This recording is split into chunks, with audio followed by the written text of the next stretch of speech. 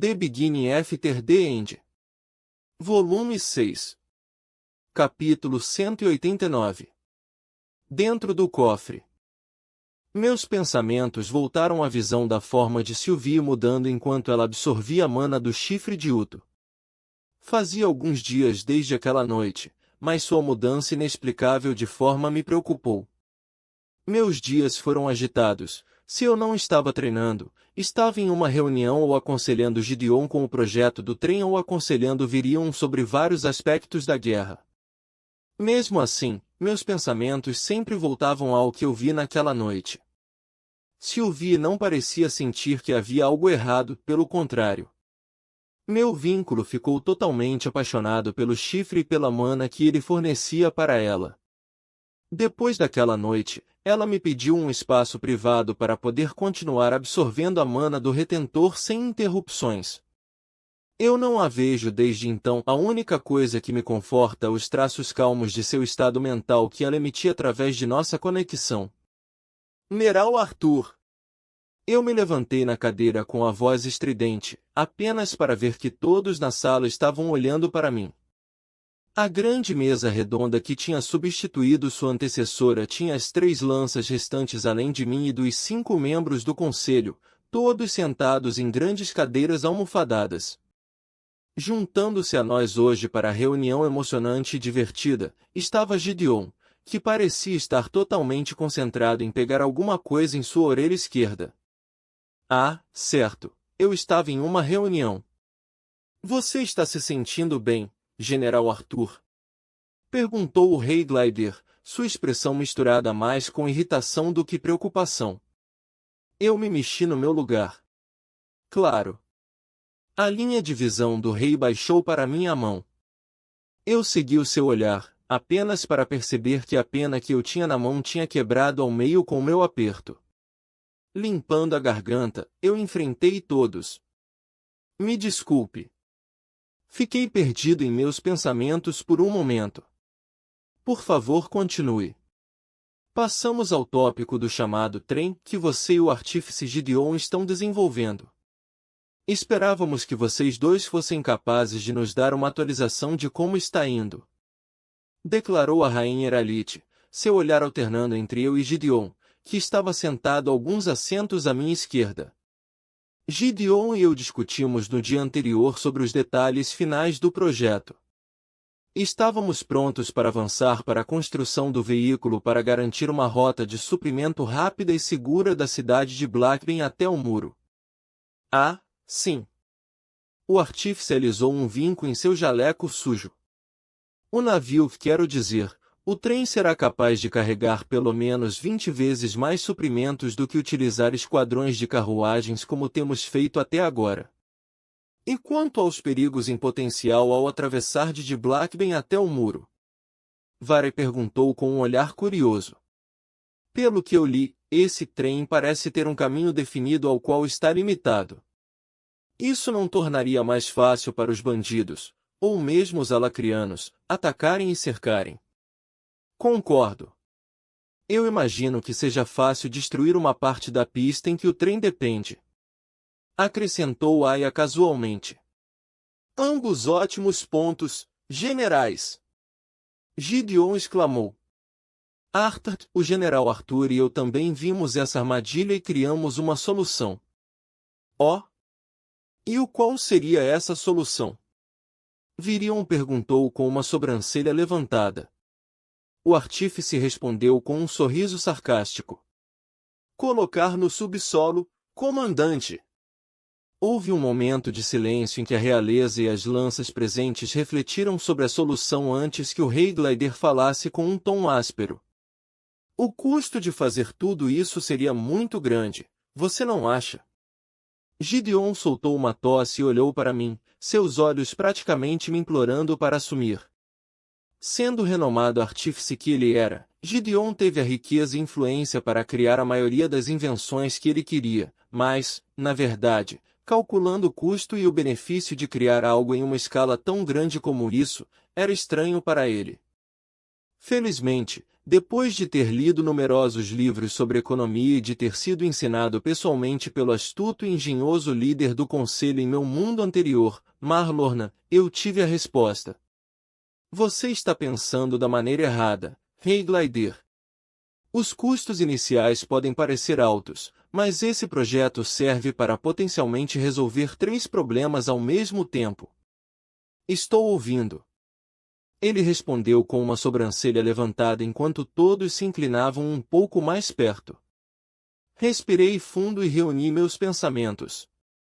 Além do principal problema que estamos tentando resolver, que é uma maneira mais eficiente de transportar suprimentos para soldados estacionados no muro, a construção do trem ajuda a resolver 2 problemas periféricos.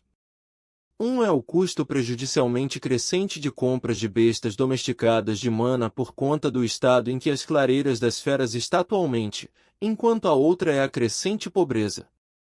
Aumento da pobreza? Que bobagem! Byron deixou escapar. Por causa da guerra, os negócios estão crescendo. Deixe o general Arthur terminar. A rainha Glider cortou bruscamente, me surpreendendo. Obrigado. Eu me dirigi à mãe de Cátio antes de continuar. Para não parecer frio, os negócios em expansão beneficiam principalmente os proprietários e clientes altamente qualificados, não os cidadãos de classe baixa. Rainha Glider, eu imagino que você tem relatórios de várias cidades mencionando um crescente número de tumultos causados por aumentos de impostos e preços de bens básicos por causa da demanda da guerra, correto? Ela folheou várias páginas da bela pilha de papéis à sua frente. Como você sabia disso? Explicar tudo seria complicado, então eu apenas dei de ombros. Simples relação de causa e efeito. Esta guerra tem precedência sobre todo o resto, o que significa que serão dadas prioridades às pessoas que fazem parte desta guerra. Para todos os outros, simplesmente significa um aumento no custo de vida enquanto seus salários podem, mas não necessariamente, aumentar. Mais do que isso, por causa dos vários ataques perto das costas e fronteiras, os pescadores não conseguem pescar e as terras agrícolas foram destruídas. E então você está dizendo que este projeto será um meio de criar empregos para essas pessoas? O rei Heralite terminou. Eu assenti. Esse caminho subterrâneo usando o trem será um grande projeto que não pode ser concluído com apenas alguns magos competentes de terra. E enquanto os magos serão necessários para a segurança dos trilhos em locais predeterminados, há muitas tarefas que podem ser realizadas por trabalhadores normais durante o processo de construção e manutenção. Esses são bons argumentos, General Arthur, mas que tal usar escravos? O rei Glider argumentou. Não seria apenas mais eficiente e econômico que eles realizem o trabalho em vez de pagar trabalhadores? Em vez de responder, olhei para Virion. Um dos muitos tópicos que discutimos envolveu escravidão, e a pergunta de Blaine agora caiu em uma das explicações que eu dei ao comandante. O trabalho escravo tem seus limites à medida que o trabalho se torna mais qualificado, Rei Glider. Eu não acho que deveríamos pensar neste projeto do trem como um empreendimento único, mas o começo de uma nova era. A introdução do motor a vapor fornecerá uma nova linha de trabalho para trabalhadores que não precisam de magia. Se os trabalhadores realmente constroem os trilhos ou os projetistas planejam as rotas de uma cidade para outra, todos exigem habilidades que nunca resultarão daquilo que um escravo é forçado a fazer. Ele afirmou com confiança. A sala de reuniões ficou em silêncio pela primeira vez no que pareceu horas, até que uma mão de manga branca se levantou. Todos se voltaram para Gideon, que estava apoiando a cabeça em uma mão enquanto ele levantava a outra. Eu não sabia se era apropriado falar neste silêncio bastante desconfortável. De qualquer forma, eu só queria dizer que esse projeto será realmente o começo de muitos e será um terreno fértil para promover novos conjuntos de habilidades. Se possível, prefiro não trabalhar com escravos obrigados a estar lá, pois sem dúvida eles estarão fazendo o mínimo necessário, o que reduzirá a produtividade desse projeto bastante urgente. Com isso, a discussão terminou e todos votaram anonimamente em um pedaço de papel. Depois de revisar os resultados, fiquei feliz que as horas de discussão sobre o assunto não foram para nada. O projeto de construção da rota e trens subterrâneos foi concedido juntamente com várias políticas pertinentes ao projeto, uma das quais incluiu a proibição do trabalho escravo. Confiei em Gideon, que seria o chefe deste projeto, para ser capaz de gerenciar adequadamente a cadeia de comando para que as pessoas que participarem neste projeto possam trabalhar, se não liderar, o próximo projeto de rota. Foi interessante ver uma nova era começar lentamente, uma era que só existia em livros didáticos no meu velho mundo, se desenrolar aqui. Esta revolução industrial, que talvez tenha começado com a introdução do motor a vapor, sem dúvida foi apressada pela guerra com a lacria. Embora nunca fosse alguém que apoiasse a guerra, tive que admitir que isso trouxe alguns aspectos favoráveis à mesa. Nossas pequenas conversas parecem estar dando frutos. Viria um rio enquanto caminhávamos por um corredor estreito o suficiente para acomodar 3 pessoas lado a lado. 2 guardas armados seguiram de perto enquanto um liderava o caminho apenas alguns passos à nossa frente. Você quer dizer minhas palestras perspicazes sobre guerra e economia? Eu corrigi. Oh, cale-se. Considero isso pagamento por abrigar você enquanto você era uma criança por mais de 3 anos. Replicou o velho elfo. Dei de ombros. Eu não me importo. Tenho certeza de que você chegaria a uma conclusão semelhante sobre o uso de trabalho escravo de qualquer maneira. Provavelmente não tão eloquentemente como eu coloquei na reunião. Admitiu Virion. Os elfos proíbem a escravidão há mais de 100 anos, mas foi por razões morais. Eu não tinha pensado nos benefícios econômicos até que você apontou na semana passada. Bem, em um mundo dividido principalmente por pessoas que podem usar magia e pessoas que não podem, é difícil ver muitas coisas do passado. Eu disse enquanto continuamos nossa caminhada pelo corredor descendente. Você parece estar em um mundo que não é dividido por usuários mágicos e pessoas normais. Brincou Virion. Respondi com um sorriso que não chegava aos meus olhos, optando por um silêncio que durou até chegarmos a uma porta grossa de metal com apenas um guarda presente. O jovem elfo, evidente por suas longas orelhas saindo dos cabelos cortados, era de baixa estatura, mas com músculos flexíveis estriados protegido minimamente por armaduras. Pude notar por sua rica aura amarela que, como eu, qualquer forma de armadura grossa mais atrapalharia do que protegeria. O guarda estacionado tinha 2 espadas curtas sem adornos que se curvavam na ponta pendurada em sua cintura, em oposição às lanças dos soldados o seguindo, mas mesmo de relance pude ver que ele poderia acabar com todos os 3 soldados nos protegendo. Seus olhos que estavam vidrados de tédio se animaram quando ele viu Virion e eu. Boa noite, comandante Virion e general Arthur. Ou já é de manhã? Peço desculpas porque não há janelas aqui para eu possa saber. Não faz muito tempo, Albold. Virion respondeu com um sorriso antes de se virar para mim. Arthur. Esse aqui é Albold Schaffer da Casa Schaffer. A família dele é uma forte família militar que serve a família Heralite há gerações.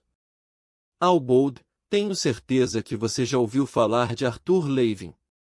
Disseram-me que ele pode se tornar o novo herdeiro da família Heralite. Disse Albold, com os olhos afiados brilhando de interesse. Soltei uma tosse, lançando um olhar afiado para Virion. Novo herdeiro? Bem, General Arthur, quando a família real não tem um filho, o homem que se casa com a... Estendi a mão. Entendi. Sempre quis conhecer pessoalmente o jovem general, mas estava abençoado com o dever primordial de guardar essa porta. Disse ele apontando para a grossa porta de metal. Eu imaginei que era você vindo aqui, mas é difícil acreditar que você é ainda mais imponente do que eu havia imaginado. Inclinei minha cabeça. Tenho certeza que estive escondendo minha presença.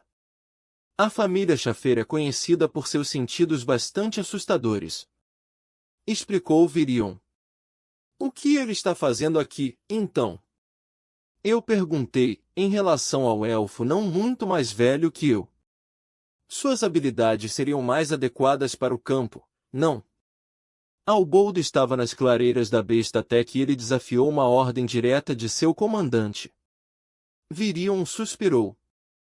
Normalmente, isso acabaria com ele recebendo um rebaixamento e algumas punições rigorosas, mas eu conheci o garoto e aconteceu de eu estar no local, então o peguei e o coloquei aqui. E minha gratidão por esse gesto é tão ilimitada quanto o Mar do Norte. Albold sorriu, curvando-se profundamente. Os guardas atrás de nós murmuraram algumas palavras de desaprovação, mas pararam quando Albold os encarou. Enfim, chega desse problema. Disse Virion secamente. Albold, vamos entrar e tranque a porta assim que passarmos por ela. Sim, comandante. O elfo fez uma saudação antes de destrancar a porta e abri-la. Um cheiro sujo e mofado infundido com um cheiro de decomposição imediatamente bombardeou meu nariz quando a entrada da masmorra foi aberta. Tenham uma estadia agradável, pessoal. Disse Albold, gesticulando para dentro como um guia turístico. Virion revirou os olhos e murmurou algo sobre contar ao pai de Albold enquanto seguia atrás do soldado principal. Foi divertido ver Albold enrijecer e empalidecer depois de ouvir sobre seu pai. Surpreendentemente, o primeiro nível da masmorra não foi tão ruim quanto eu me lembrava quando cheguei aqui depois do incidente em Shiruz. A área estava relativamente bem iluminada com celas espaçosas que pareciam estar vazias por um tempo. Se não fosse pelas misteriosas paredes de pedra que inibem a manipulação de mana e se as celas tivessem portas em vez de barras de metal reforçadas, pareceria que os projetistas deste castelo ficaram preguiçosos depois de chegar a esta área e apenas decidiram chamá-la de uma masmorra. Ainda assim, a falta de ventilação era sufocante, enquanto as celas estavam praticamente vazias, também parecia que elas não eram limpas há muito tempo. Isso traz algumas lembranças desagradáveis? Virion perguntou, me pegando estudando a cela exata em que eu estava trancado. Tipo isso. Eu estava pensando em como era engraçado ter acabado de voltar de uma reunião com um homem que conspirava ao lado dos Grisunders e dos Vritra para me matar. Expliquei, ignorando os olhares cautelosos dos guardas ao nosso redor. A voz de Virion ficou séria. Se tivesse sido exclusivamente ao meu critério, eu os teria prendido, mas Lord Aldir estava certo em que nós precisamos dos Gliders. Os Grisunders sempre tiveram um domínio fraco sobre seu reino, mas os Gliders são respeitados, quase reverenciados por quase todos os humanos. Sapien estaria em caos se soubessem o que aconteceu. Não é algo que precisamos para esta guerra. Eu assenti. Falando nisso, onde está esse Azura de 3 olhos, afinal? Ele não apareceu nem mesmo depois do que aconteceu com Radias e Ulfred. A Azura de 3 olhos, é por causa de sua jornada para Efeltus que você pode ser tão casual com os Azuras? Virion soltou uma risada. E eu não consigo me comunicar com Lord Aldir através do artefato de transmissão que ele me deu. Isso não é bom.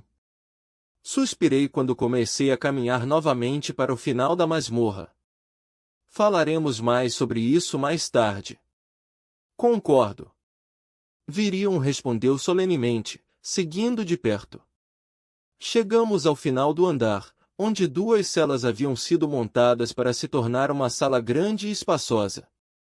A cela tinha uma cama grande coberta com bichos de pelúcia e um sofá com um jogo de chá decorado em uma mesinha à sua frente. Atualmente, ocupando o sofá, estava uma menina balançando a cabeça para dormir enquanto lia um livro. Fiz um gesto para o guarda destrancar a cela e entrei. Ei, Mika. Desculpe por demorar tanto para visitá-la. A lança largou o livro e esticou as pernas e os braços finos. Olá, Arthur. Conversamos um pouco enquanto Virion e os guardas esperavam do outro lado da cela. O velho elfo tinha uma expressão sombria, sem dúvida pela culpa de tê-lo escondido aqui enquanto as investigações ainda estavam em andamento. Devido à sua posição e ao fato de Ulfred e Radias terem traído de Caten, o assunto teve que ser examinado com o maior cuidado possível antes que lhe fosse permitida a liberdade. Alan Sanan e eu conversamos sobre coisas sem importância, enquanto a informava sobre como meu treinamento estava progredindo.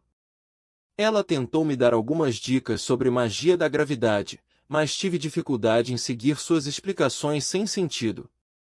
Não demorará muito até que a equipe que Virion enviou tenha reunido evidências suficientes. Eu consolava.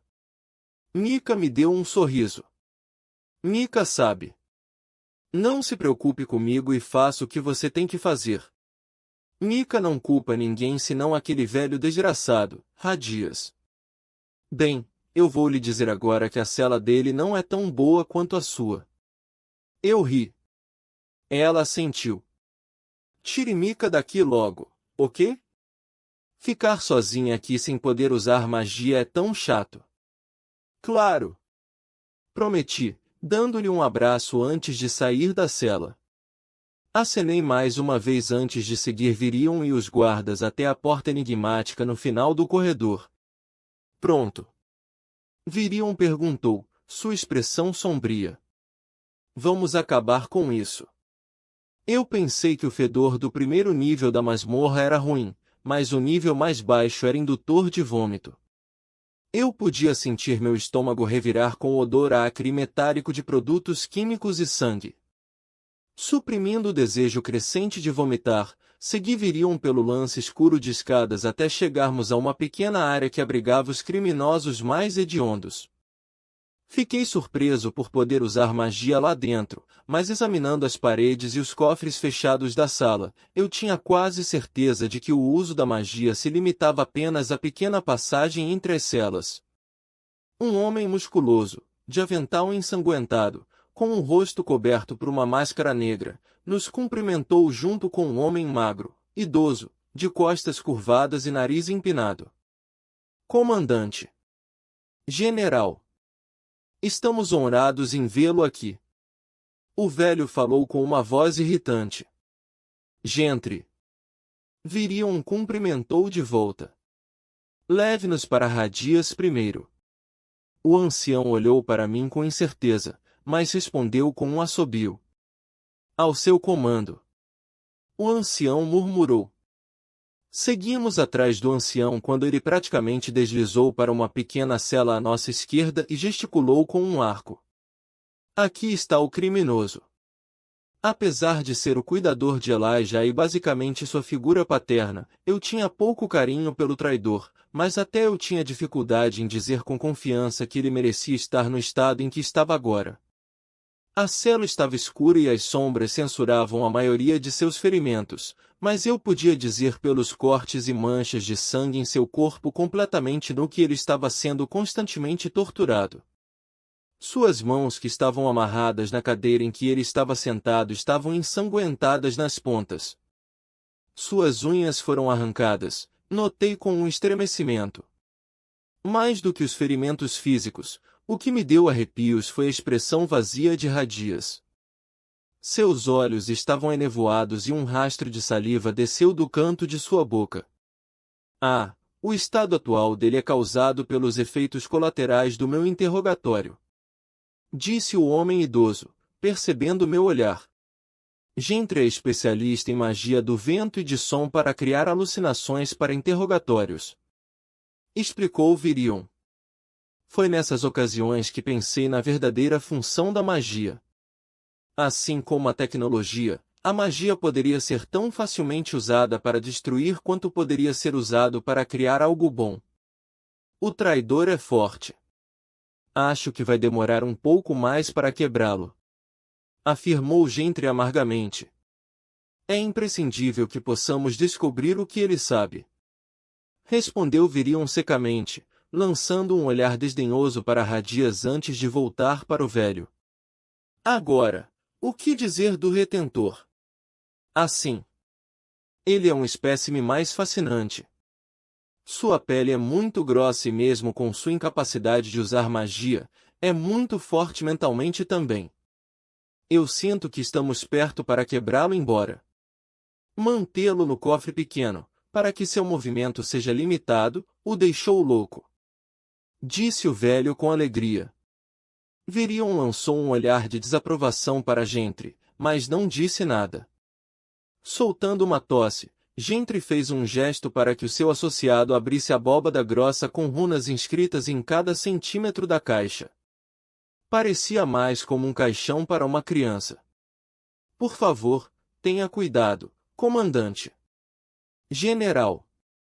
Embora o cofre evite que o Vritra use magia, ele ainda é bastante forte e ele está em um estado de espírito bastante louco agora. O cofre se abriu e eu me vi com os olhos presos em luto vestido com roupas de contenção. Apenas um olhar foi suficiente para me dizer que ele estava longe de ser quebrado. O retentor abriu um sorriso quando ele me deu uma piscadinha. Olá, filhote.